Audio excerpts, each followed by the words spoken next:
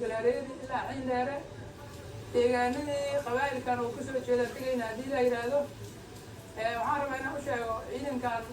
mujaahidiinta muddada halka sanaa meeshaan joogay guushi waa ay soo dhowdahay waqti badanna waa dhabar adeegteen waxaan rajaynaynaa waa markii ugu dambeeyday oo ilaahay idinkiis aad ninkuna culeyska un ka yaraana deegaankana culeys ka qaadi lahaydeen dadka deegaanka waxaan rabaa inaan idhaahdo galabta waxa ku soo socdaa ma ahan etoobiyaan gaalo kaleetana ma ahan waa wiilashiinii dadkiinii waaye waxaa idinkuu sheekeeyey waxa meesha soo socdaa inay yihiin qabaa'ilo kaleet nimankaan oo hebel iyo hebel iyo hebel ay u taqaanin wiilashiinii waaye waxa soo socda laakiin waxa warkaas wadaa waa cadowgii waan fahamsanahay hal qabiil oo cadow laleen anaga ma jiraan qof kasta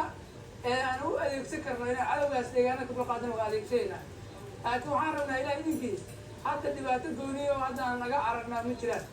waa guulaysanaynaa deegaanadiina waa la qabanaa dawladdii ayna garab taagan hiil iyo ho intaba wiilashiinii aynii soo socda adinka waxaan ina leenahay walaalayaal dadkiina soo dhaweeya waxaan kaloo rabaa meeshaan inaan ka codsado ninka la yidhaahdo odayaasha iyo dadka deegaanka meelaha teleefanada badanaa laga heli karna joogayo inay dadku warbixiyaan dad xuna warxumatashidaa dadku warbixiyeen wanaagga gaarsiiya